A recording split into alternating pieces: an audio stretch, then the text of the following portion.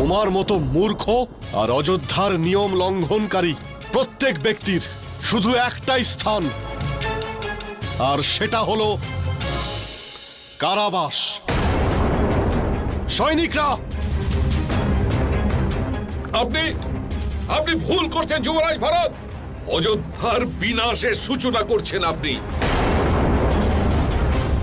এই স্ত্রী কোনোভাবেই ক্ষমার যোগ্য নয়। যে স্ত্রী হয়ে নিজের পতি পরমেশ্বরের গায়ে হাত তুলেছে,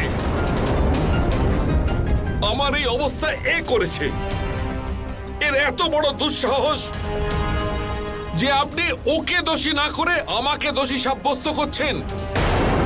সৈনিকরা, একে আমার সামনে থেকে নিয়ে যাও। আপনি যদি আমাকে কারাগারে পাঠান বা পাঠালেও তবুও আমার ভাবনা পাল্টাবে না।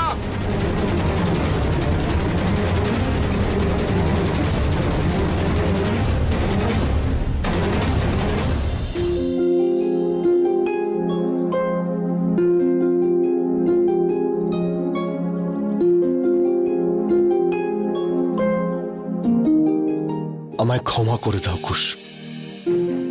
আমি এটা জানতাম না যে তোমরা সীতা মাতার সম্মানের জন্য লড়াই করছো।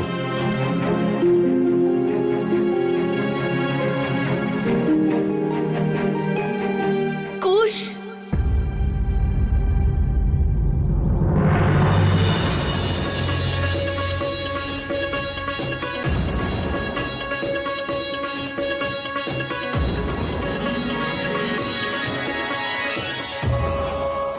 দাদা,